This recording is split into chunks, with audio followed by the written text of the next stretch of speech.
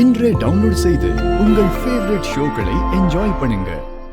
ஏம்ல வீரா இன்னும் வரல? என்ன இன்னைக்கு திடீர்னு இவ்வளவு லேட்டு? ஆமாண்ணே, அவன் லேட் ஆகும்னு சொல்லிட்டான். மொட்டையா லேட் ஆகும் மட்டும் சொல்லுத. எப்போ வருவாளா? எங்க இருக்காளா? ஏதாச்சும் கேட்டியா?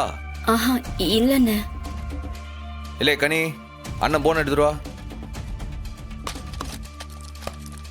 இந்தாண்ணே.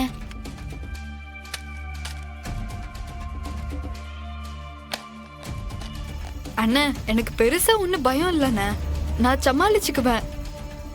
ஆனா நீங்க ஸ்டேஷனுக்கு தெரியாம குழந்தைக்காக போயிருக்கீங்க, நீங்க தான் கவனமா இருக்கணும். சரிங்க மேடம், முடிஞ்ச அளவுக்கு நான் சீக்கிரமா வந்துடுறேன் மேடம்.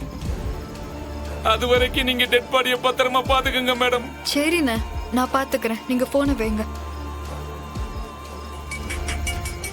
அட, அண்ணன் கூப்பிடுது. அண்ணா சொல்லுண்ணே. இல்லை எங்கல இருக்க? என்னல இன்னைக்கு இவ்வளவு லேட்டு?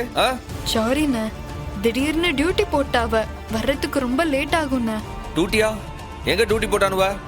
மர்டர் கேஸ்ண்ணே, ஒரு டெட் பாடி கிடக்கு, அதுக்கு நான் செக்யூரிட்டியா நிக்கேன். இல்லை ஆம்புலன்ஸுக்கு போல போட்டு ஆம்புலன்ஸ்ல ஏத்தி விட்டு நீ வர வேண்டியதாம்லா.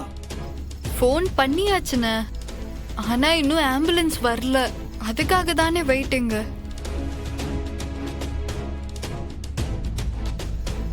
ஆம்புலன்ஸ் வந்து பாடியை ஹாஸ்பிட்டல்ல ஒப்படைச்சிட்டு சைன் பண்ணிட்டு தானே வர முடியும். நீ அங்க தனியா இருக்க? கூட ஒரு ஏட்டையா இருந்தாருண்ணே, இப்போ ஒரு எமர்ஜென்சின்னு அவர் போயிருக்காரு, இப்ப வந்துருவாருண்ணே.